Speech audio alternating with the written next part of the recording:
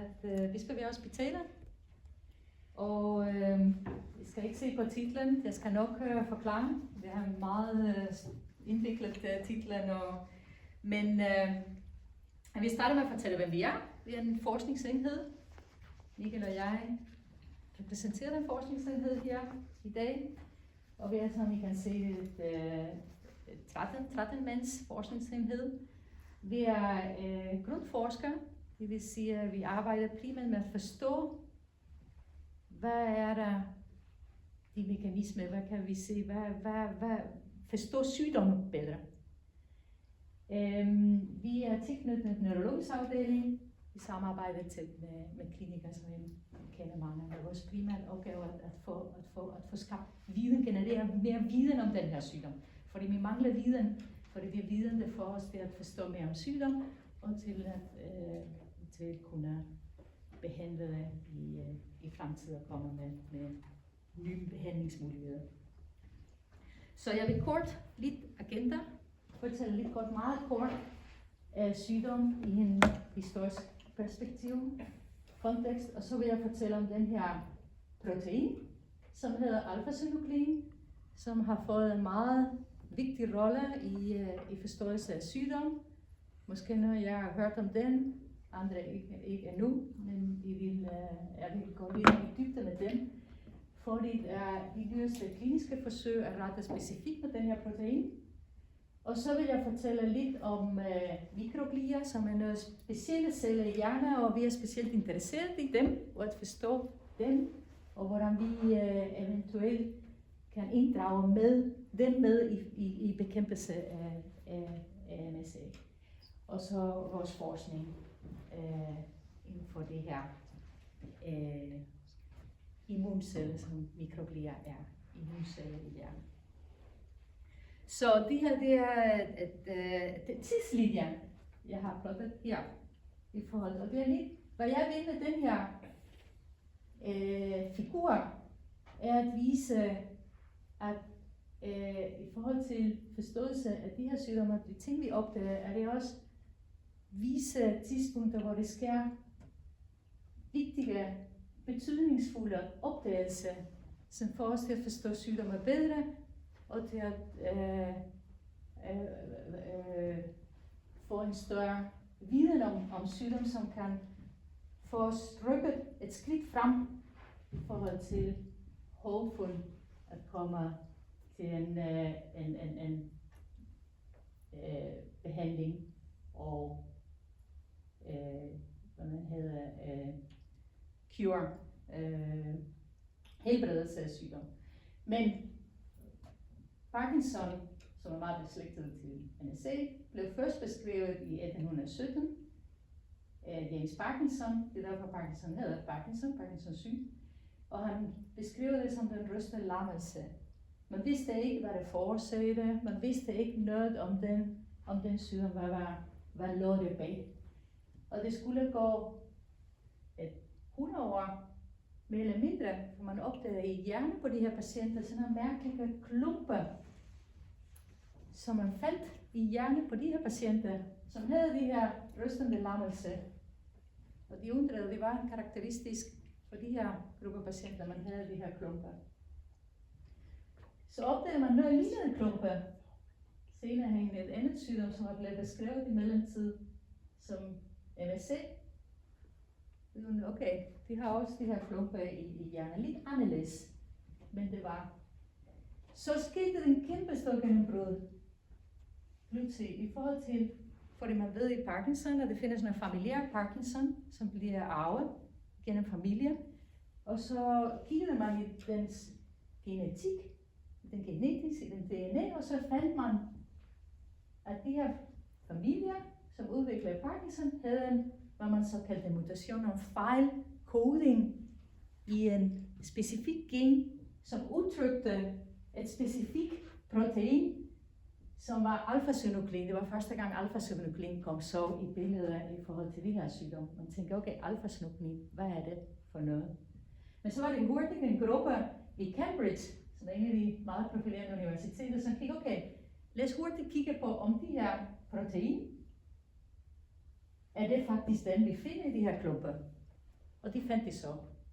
Og der kom alfa-synuklein, og det der kalder sig lidt alfa-synuklein-æra, for så pludselig skete der hurtigt mange ting, hvor alfa-synuklein, den her protein, begyndte at blive interessant i forhold til de her sygdomme, og forstå mere og mere.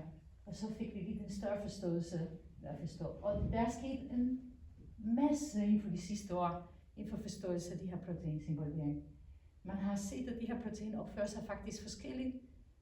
MSA versus PD, Parkinson versus MSA. De har fået en større forståelse, okay, er det så proteiner? De har fået os til at tro mere, at de her proteiner har noget at gøre med de her sygdomme. Og så er man ved at udvikle metoder, hvor man kan måle. Jeg vil gå lidt mere ind i min foredrag og fortælle lidt mere i detaljer om de her forskellige, men det er for at se, hvordan vi kommer frem, og hvordan det faktisk er sket meget hurtigere viden, fordi vi har også udviklet mange teknologier, som giver os adgang til at undersøge de her ting mere i dybde og i detaljer og teste dem. Så det sker en masse inden for de sidste 10 år i forskning. Men nu vil jeg gå lidt mere, fordi hvad er alfa-synuklein? Hvad er den her protein?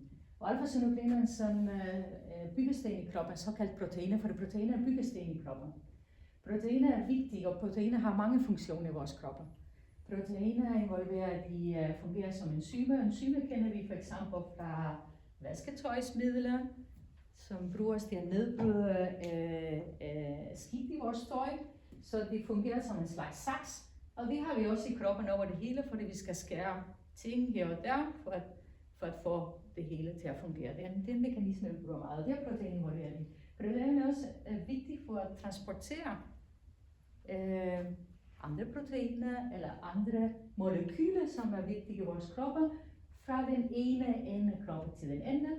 For eksempel kan vi sige, at ilt, oxygen, bliver transporteret gennem vores blod, for den binder til hemoglobin.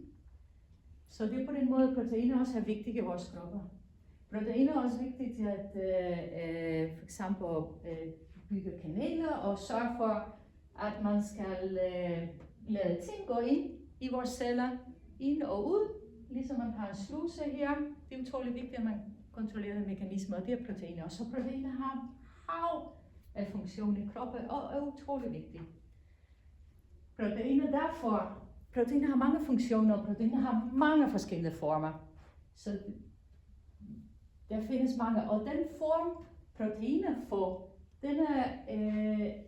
den bestemmer, og den er relateret til den funktion, den har.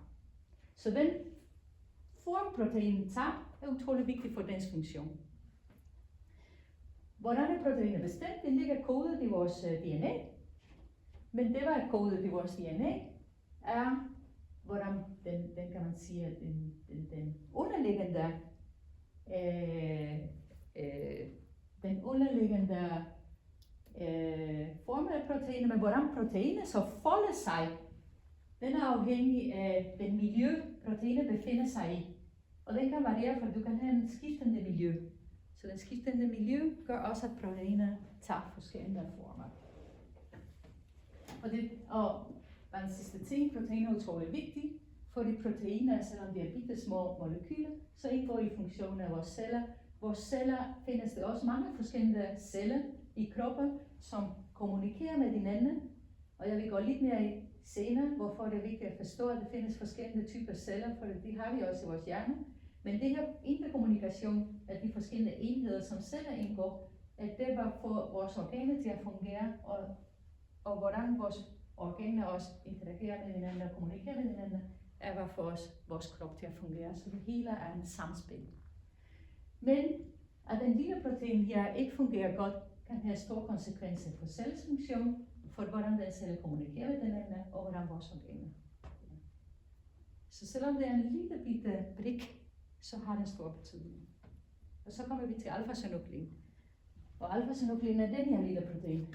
Det er faktisk en meget lille protein i forhold til andre proteiner, og den har den her form. Den har den her foldning. Den har den her struktur. Hvad betyder den her struktur, den har? Det betyder, at den her form, den er faktisk meget glad det hvad man kalder hydrofobisk. Den er meget glad for at indgå i fedtvæv. Hvis vi forestiller, at vi har en glas vand, og vi sætter olie ovenpå, så olien blander sig ikke med vand. Det danner sig med en lager oveni, og det er sådan celler fungerer. Faktisk har celler internt som en slags vand, væske i, som bliver beskyttet af sådan en oliefedtvæv ovenpå. Alfa-synuklin kan godt lide at binde sig i fedtvæv. Men hvad er det, der sker? Hvorfor? Vi ved faktisk ikke, hvad alfa-synuklins reelle funktion er i kroppen. Man har undersøgt det meget, men man ved det stadig ikke. Men fordi alfa-synuklin kan godt lide at binde i de her fedtlager, så har den virkelig funktion at lave vesikler. Hvis I forestiller den her fedtvæv på vores celler omkring, så hvis det dannes lige bobler, små bobler, de her små bobler er faktisk en måde at transportere andre molekyler til og fra cellerne. Og det er det, jeg mener alfa-synuklin er involveret i.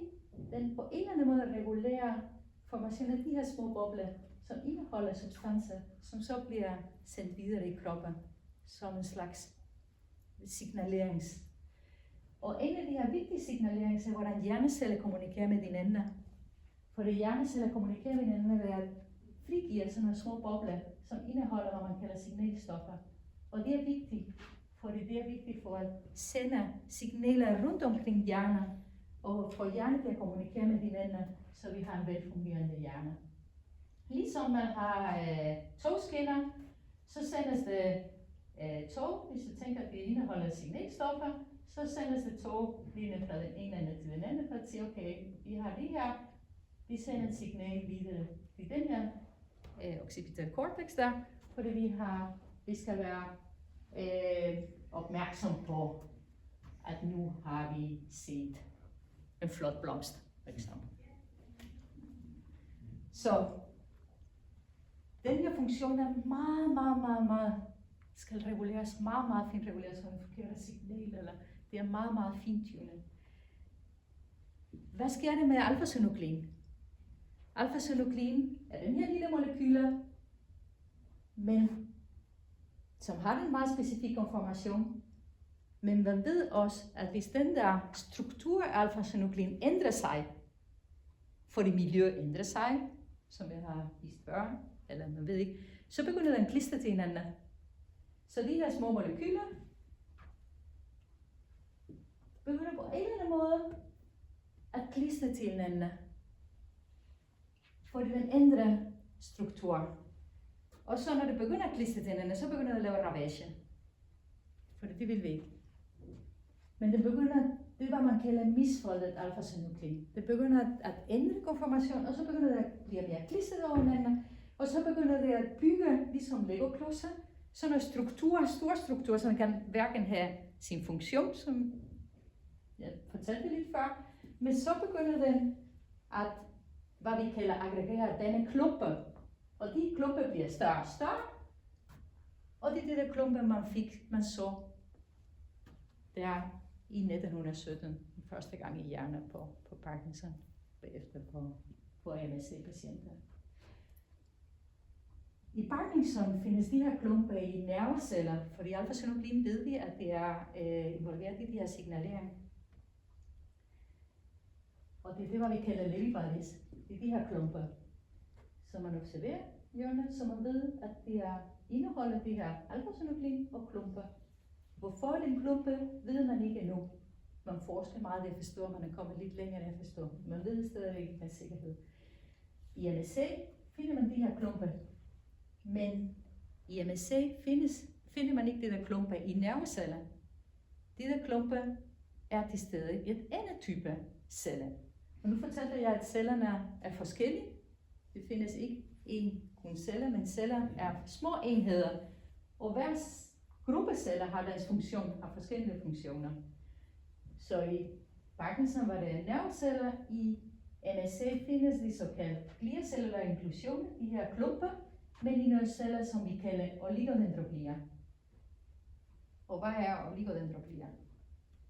Når vi kigger på cellegrupper i hjernen, Så har vi neuroner her, som er de celler, der sender signaler fra det ene sted til den anden. Men for at de her signaler kan være så hurtigt som muligt, så har vi brug for, at de her lange aksoner, som vi kalder det, det er det der togskinner. Så jo hurtigere man vil have toget til at køre, jo mere man skal isolere de her. Og det der gør man med sådan et fedtlager, som man kalder myelin. Og de oligodendrocytter, det er de der celler, der sørger for, at man har de her beskyttelsesaksoner. Og det er dem der, hvor man ser det der aggregat i NSA. Hvorfor ved man ikke? Hvorfor aggregerer eller klumper alfa-synuklin i oligodendroglier, ved man ikke, fordi man tænker, at den har ikke nogen funktion, den her protein i de her oligodendroglier. Når man vil at se deres studier, at se, okay, findes det i oligodendroglier, findes det ikke? Det vil man være kigge meget på. Og hvis den ikke findes, hvordan kommer det så ind i oligodendroglier? I de her celler. Og hvorfor? Hvilke konsekvenser har det? Fordi vi ved, at der ikke sker det, hvad man kalder demineralisering af de her, som man ser for eksempel i andre sygdomme, som multiple sclerosis, det ser man ikke i NSA. Så det er ikke fordi, det ikke fungerer som sådan. Første omgang. Men det, hvad vi ved mere og mere, er, at det faktisk ikke er aggregater, vi skal fokusere på. Det er ikke de her klumper, vi skal fokusere på. De troede man før. Men det er måske ikke så meget klumperne, der er det, der skaber den skade. Måske klumperne var et slutprodukt. Måske skal vi kigge lidt før. Måske skal vi kigge på, når det der alfa-synuklin begynder at aggregere sig i små, det var vi kalder oligomers, når det er to alfa-synuklin, der binder sig til hinanden. Fordi som fortalte jeg før, de sker en proces, hvor de begynder sådan lidt en alfa-synuklin, som begynder at ændre konformation, vi ved ikke hvorfor. Og så begynder den at klistre andre, og begynder at blive større og større, og slutproduktet af de her klumper. Men hvad så hvis det er det der? Og det er det, hvad man tror nu. Man tror, det er dem her. Ikke klumperne. Vi skal ikke kigge på klumperne mere, vi skal kigge faktisk på dem her. Det er dem her, der laver skader. Så langt før man får klumperne i de celler, har man allerede de steder, når alfa-synuklin så laver ravage. Fordi man har set, at de her laver ravage i processer, som er nedbrydende, altså proteinopbrydning, som er vigtigt for at celler til at fungere. Man får de som slags fjerne de proteiner, det ikke er nødvendigt. For hvis man har for mange proteiner, som bare står der i vejen, så forstyrrer man også cellers funktion. Man har de her, den vigtige mitokondrier, det er sådan kraftværker. Det er der, hvor energi dannes, for at cellerne kan fungere. Og det er utrolig vigtigt i cellernes funktion og i kroppens funktion. Og man ved også, at de her oligomers faktisk kan, det hvad man kalder, sprede sig ud af celler. For det er så små. Det er så små, at de stadigvæk kan gå igennem de her fedtlager. Så det er den, man kigger på nu, og den kalder man nu toxic fructit. Hvorfor? Fordi man ved, at hvis man har en af dem her, okay, nu har man set det. Hvordan har vi kommet frem til at se dem? Og jeg fortalte lidt før, at vi har kæmpe udvikling i teknologier, som giver os adgang til at se mere, end vi kunne for 10 år siden. Og det giver os adgang til at se. Og nu har vi kæmpe mikroskoper, som giver os adgang til at kigge virkelig på hvad man kalder en resolution, som er meget, meget lavere. De her fibriller, som man kan se på den her video, det er meget mindre, eller næsten mindre end for eksempel en viruspartikel. Og der kan vi så se, hvordan de her alfa-synuklin binder sig i de her strukturer. Så vi kan se dem faktisk med de her meget avancerede mikroskoper. Vi kan se på det her. Så hvad har vi så set? Hvad fandt det så os forskere ud? At når man kigger på de her, så fandt man faktisk ud, at hvis man kigger på de her såkaldte fibriller, fordi man kalder dem fibriller, når det allerede er flere alfa-synuklein klistret sammen, at det så faktisk forskelligt ud, hvis man kigger i hjernen på MSC-patienter og på Parkinson-patienter. Og det var sådan lidt, okay, og det er så lidt kompliceret, men det, hvad man kigger på, er, hvordan det er twistet, det er, hvad man kalder, hvordan det er struktur. Man skal lidt sammenligne lidt med den pastaskruer. Du har forskellige typer pastaskruer, og noget sådan har den form, og andre har den her, og det kan man faktisk ved hjælp af den her meget avancerede mikroskop, så kigge og så tælle, hvor mange af de her twist. For den her for eksempel vil jeg svare den pastaskruer som den her, og den her til den der, hvor du har færre twist.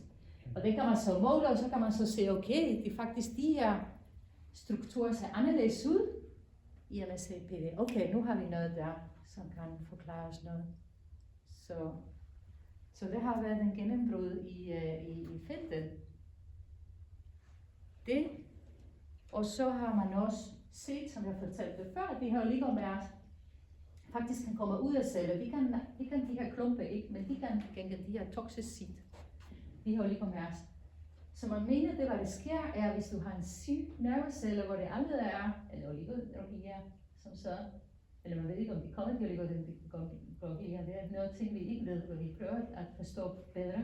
Men de her oligomers, de hopper fra celle til celle, og så kan de komme ind i en celle, som er faktisk rask, og har raske alfa-synuklein. Men hvad sker der, hvis du har en oligomer, som har ændret den der konformation? Så kan den faktisk godt smitte på en raske alfa-synuklein, og få den til at ændre den der struktur, så den også begynder at klistre. Det er det, hvad man har set. Det er, hvad man tror. Så hvad kan man bruge den viden til? For nu har vi genereret al den her viden. Så hvordan har man sådan brugt det? Og hvordan bruger man det så fremadrettet? Og hvad er det så feltet prøver at gøre med den her viden? Og det er to vigtige ting. Man engang lægger mange kræfter ind i forskning.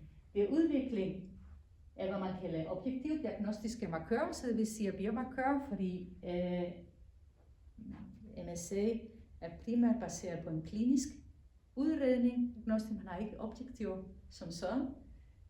Og også hvis vi får adgang til nogle markører, hvor ved hjælp af en blodprøve, vi kan se meget tidligt, eller om man er i risikogruppe, så har man også mulighed for, at det hvad man kalder intervenere meget tidligt og bremse de her effekter.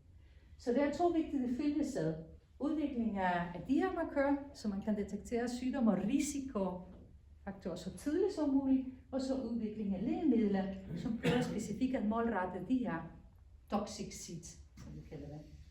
Så hvad er den biomarkør? Hvor er man i forhold til at udvikle den her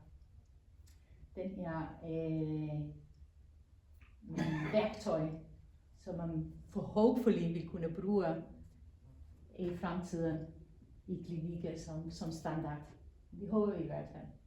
Princippet ved det er, der har man allerede set, at hvis man tager cerebrospinalvæske fra patienter, som har de her toxic seeds og oligomers, og så lægger man der en lille dråbe i et tallerken, hvor man har en masse alfa-synuklein proteiner, som har en fin struktur, så raske alfa-synuklein. Så kan man se, at over tiden, så begynder den her lille ene at smitte af på den man har, de raske man har i den tallerken. Og det gør man for sådan lidt, for det går lidt langsomt, hvis du gør det sådan i real time. Så det hvad man gør, er, at man slår det i stykker ind imellem de her akkumuleret alfa-synuklein, og så gør det, at det også bliver stærkere, for det er hver eneste af dem, som tiltrækker ny alfa-synuklein, og så kan man gøre det hurtigt, og så får man et kurve, som man kalder det eksponentielt på. Og det kan man måle, man kan se, hvis man ser den her kurve, kan man se, at over tiden, de her for eksempel den blå, det er, hvis du sætter en cerebrospinal væske, en par dråber cerebrospinal væske i et tallerken, hvor der er raske alfa-synuklein, men du sætter cerebrospinal væske fra en raske patient, så sker der ikke noget med de alfa-synuklein, du har i den tallerken. Men hvis du sætter cerebrospinalvæske fra en Parkinson-patient, så begynder over tiden begynder du at se flere og flere af de her klumpende alfa-synuklin. Det er det, hvad man kalder amyloid formation, og de måler man som fluorescens. Hvis du tilsætter cerebrospinalvæske fra en MSC-patient, så sker det hurtigere. Så faktisk den her klumpning og smittende effekt, så sker det hurtigere i MSC-patienter. Så de her toxicities opfører sig også anderledes. Så de giver os adgang til at kunne, det kræver selvfølgelig stadig på forskningsniveau, men at udvikle de her videre, man kan bruge det som, at man kalder diagnostisk. Ja. Også de her grafer for at vise, lidt kompliceret, men vise specificiteter, for selvfølgelig når man har en værktøj, en assay, som man kalder det som de her, så er det utroligt vigtigt, at man sikrer sig, at den viser det, hvad man gerne vil have, at den viser, så man skal lave en masse forsøg, man kalder validerings for at sikre sig. Og det her, man kigger på en masse forskellige sygdomme, det er dem, som måske ligner MSC, og så har man set, at faktisk er der i Parkinson og Lewy-body-dementia, de sygdomme, man ved, at det er alfa-synuklin klumpehjerne, som udviser den her kurve går op. Så lavede den det. Nu har vi ikke inkluderet MSC her, men vi arbejder meget på at inkludere MSC, specielt på Bispebjerg. Fordi MSC er en af vores store forskningsfokus. Den anden vigtige ting i de her studier, vi har kigget på en gruppe patienter, som er EBD, som er patienter, der har REM sleep disorder, som man ved, at det er i høj risiko for at udvikle Parkinson og MSC også. Og der har man også målt, og der kan man også se, hvis man sætter cerebrospinalvæske i tallerkener med alfa-synuklin, at det sker en opregulering. Så de har også noget af de her toxicities i sig. Så det er meget spændende. Man har arbejdet meget for at forstå de her og udvikle det her metode videre. Og selvfølgelig hvis vi tænker sådan lidt langsigtet, og vi tænker, at det kunne være godt at bruge det her, som er mere screening og lidt tidligere, så er det selvfølgelig, skal vi udvikle, så det ikke er cerebrospinalvæske, for eksempel spinalvæske er meget, det er en stor indgreb laver. Så den metode vi vil at udvikle, for at se om vi kan detektere det her også ved hjælp af blodet. Det er, hvad man kalder næsesvabs, altså en næseskrab hudbiopsier. Så der arbejdes mange forskningsgrupper rundt i verden, koordineret for at få den her metode videre til at udføre. Den anden ting er udvikling af synmodificerende lægemidler, og der er sket en kæmpe stigning i lægemidler, der bliver udviklet, som retter sig specifikt mod de her protein alfa-synuklin, og specifikt mod de her små. Så man har kigget lidt bort fra at kigge på, okay, kan vi så nedbryde de her klumper? Nu er man mere fokuseret på, okay, kan vi stoppe formationen af de her toxicities? Og jeg vil lægge fokus på en fra Lundbeck. Den her Lundbeck EF 82422, Lundbeck har de her navne, som har vist faktisk meget lovende resultater i fase 2. Jeg ved ikke, om de har hørt, og efter deres udsagn er det mest lovende resultater nogensinde, og de har valgt at gå videre til fase 3 med deres produkt. Men det, hvad deres lægemidler går, er, at de har introduceret noget antistoffer, og antistoffer er sådan nogle molekyler, som genkender. Antistoffer genererer vi i vores egen kroppe, hvis vi bliver syge, hvis vi får for eksempel viral infektion, så genererer antistoffer for at genkende de her virale, og så tager dem ud, og så hjælper immunceller til at rydde dem op. Og Lundbecks lægemidler har udviklet noget antistoffer, som specifikt retter mod de her toxicities og ligomer, for at undgå, at de bliver spredt fra celle til celle. Så det er faktisk, når det er ud af cellerne, at Lundbecks nye antistof fanger de her toxicities. Og så får den mikroglier. Nu vil jeg gå ind og fortælle lidt om mikroglier. Nu går vi med mikroglier. Det er de immunceller. Ligesom vi har i kroppen vores antistoffer, så gør det, at vores immunceller tager dem med de der viralpartikler. Så har vi nogle immunceller i hjernen, nogle specielle immunceller, fordi hjernen er et specielt sted, man kan lide specielt. Og så har vi mikroglier som vores immunceller. Og de her Lundvik-stof gør, at hjælpe at mikroglier fjerner de her toxicitet. Og det er meget interessant, fordi vi er faktisk meget interesseret i mikroglier. Vi arbejder meget med mikroglier, blandt andet finansieret her med MSC Landsforening. Og hvad er mikroglier? Jeg vil kort fortælle lidt om mikroglier, og så vil jeg gå meget hurtigt på noget af de projekter, vi laver på Bispebjerg, hvor vi fokuserer på mikroglier, forståelse af mikroglier. Men mikroglier er hjernes soldater, har jeg kendt dem, for det garderer os, det hjælper os med at gardere. Og de har mange forskellige funktioner, faktisk under udvikling har de også. Men normalt står det og er sådan overvære. Det er 10% af vores totale cellepopulation af mikroglier. Det er dem vi gule, som jeg har. Vi har nerveceller og mikroglier overvære, at alt er som det skal være. Hvis der er noget, det kræver lidt action, så begynder de at reagere. Hvis de reagerer for stærkt, så kan de godt skifte det, hvad man kalder en lidt negativ tilstand, hvor det skabes en slags inflammatorisk betændelsestilstand i hjernen. Og hvis den er det kan godt være godt betændelsestilstand, for det kan godt være, at den okay, nu skal vi have bekæmpet de her, men hvis den bliver for længe, og hvis den opretholdes for lang tid, så kan det godt have negative effekter. Vi vil ikke have en betændelsestilstand, som er permanent i hjernen eller kontinuerligt.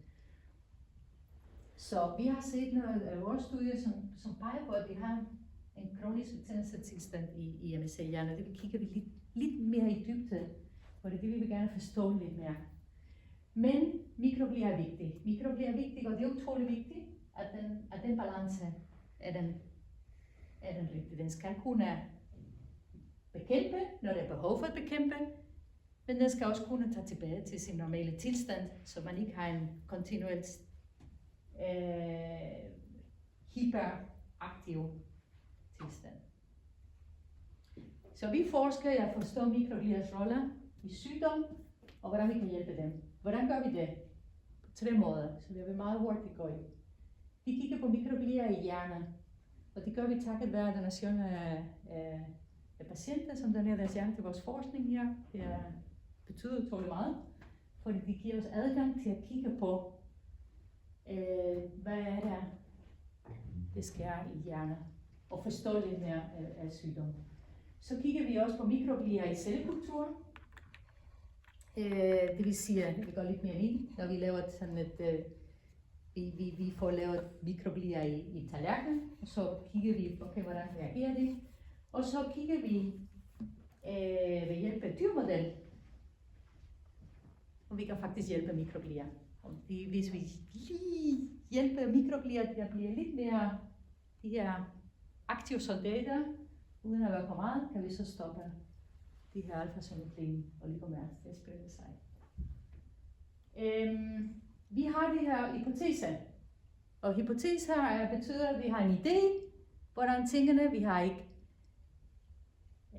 klart bevis for det nu, men det er det, hvad vi gør som forskere. Vi prøver så lidt at finde beviser, som kan sige, okay, den der hypotese, der er noget i det.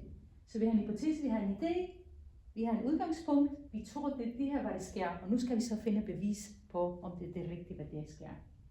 Vi tror, at mikroglier, når det er friske mikroglier kræver meget energi, og specielt i en tilstand, hvor den skal rydde op de her toxic seeds, som er i hjernen.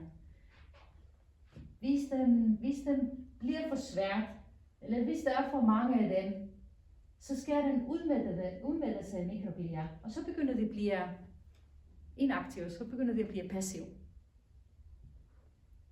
Og så kan mikroglier ikke rydde mere op, og så begynder der at ske en spredning, for mikroglier kan ikke ensartet her. Og vi har formodentlig, at det var vi ser, jamen se patienter, ser vi en mikroglia er ikke så meget i stand til at rydde op, mens i Parkinson, vi ser stadigvæk. Hvorfor tror vi det her? Det er fordi, vi har lavet et studie. Nu prøver jeg lige et studie, hvor vi har ved hjælp af hjerne for patienter med MSC. Vi har også sammenlignet med folk med Parkinson, for det er altid vigtigt for os at forstå, hvad det er, hvad det er, det specielt ved MSC, for det kan give os et bedre forklaring af, hvad det sygdomsmekanisme der er MSC specifikt. Så har vi ved hjælp, så har vi lavet det hvad vi kalder homogenisering. Vi har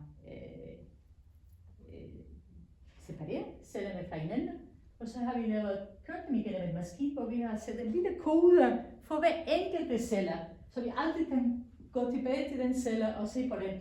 Og så har vi kigget på, når man siger, hvordan generne bliver udskrevet, for de fortæller os noget om de aktivitet, der foregår i de der celler.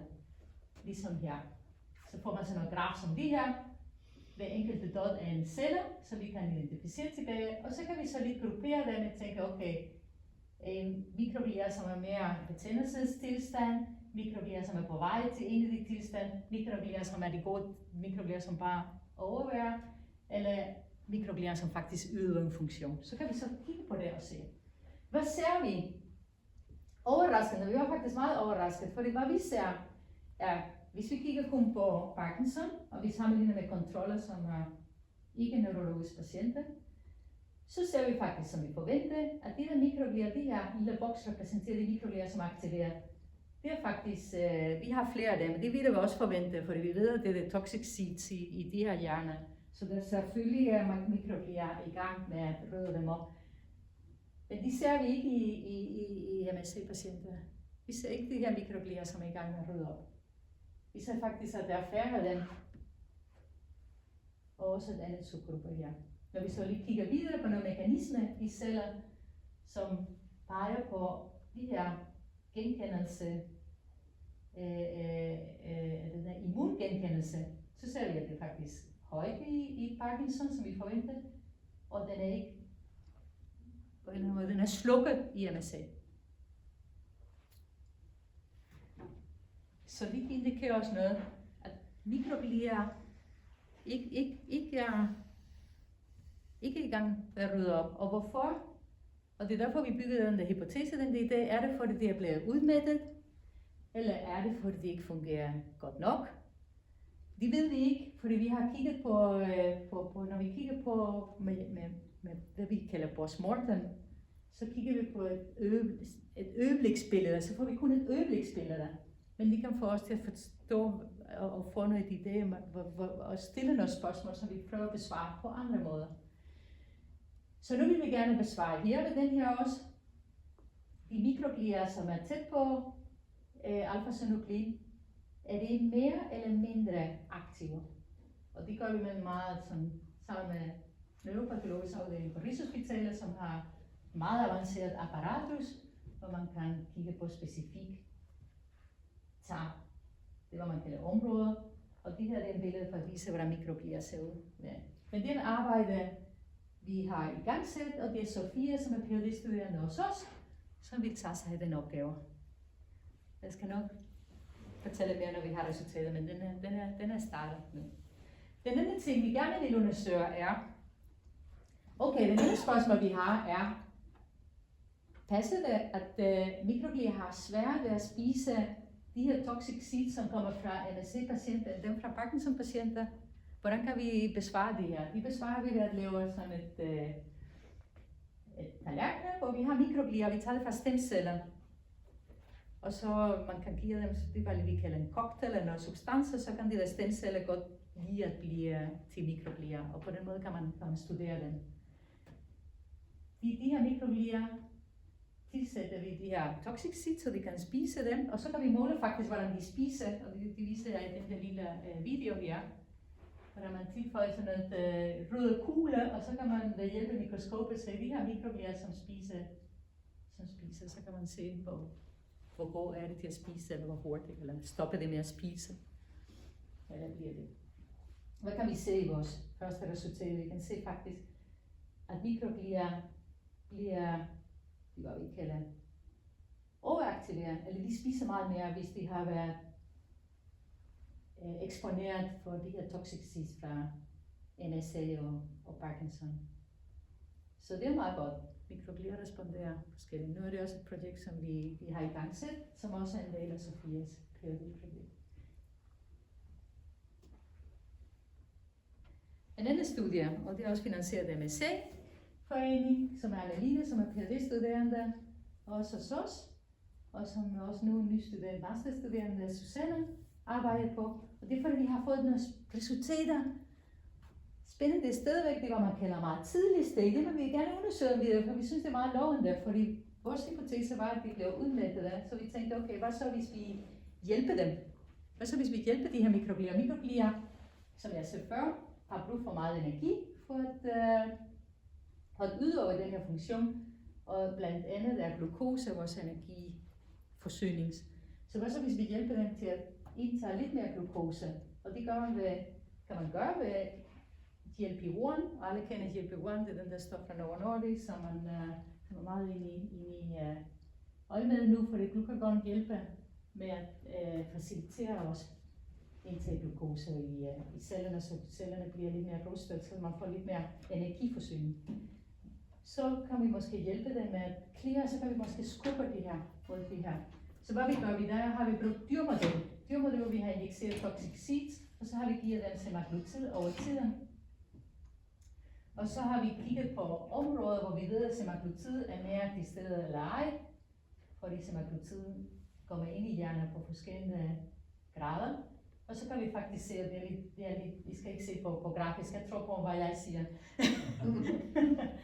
Og det kan vi faktisk se, at når vi måler, hvordan de her toxic seeds har spredt sig i hjernen, kan vi faktisk se, at de mus, der har fået semaglutid over den her periode over 3 måneder, faktisk har man bremset lidt spredning af de her toxic seeds.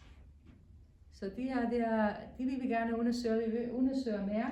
Vi vil gerne kigge på mikroglia, og vi vil også kigge lidt mere i dybde på proteomics, hvad man kalder for at kigge på proteomics. Og hvis resultatet viser loven, vil vi gå videre med de her studier og udvide det med andre stoffer og kigge lidt mere.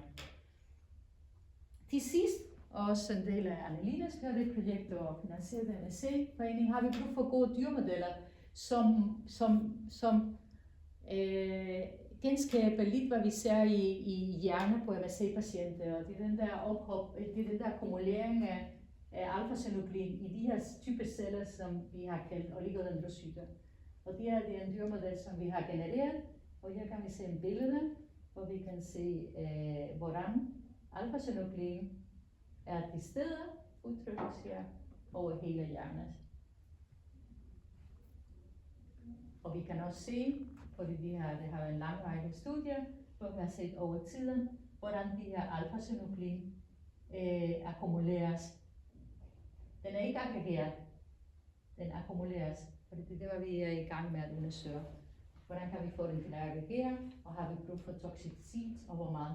Men vi kan i hvert fald se en akkumulering af alfa-synuklin protein i de her typer celler i vores dyrmodel.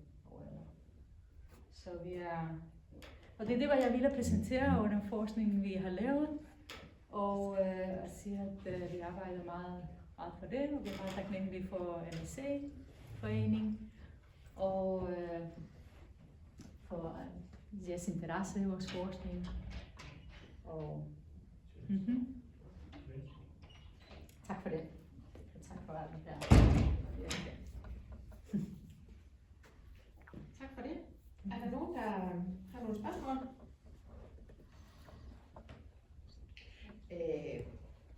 Gerne antager, at folk er døde, dem der har doneret hjernen, og så er der forskel, hvordan celler opfører sig ved døde personer og ikke døde personer. Det kan måske være så, fordi det kan måske være svært at svare på, Fordi der vil gerne nogle læge mennesker, der donere deres hjerner. Fordi hjernen kan vi ikke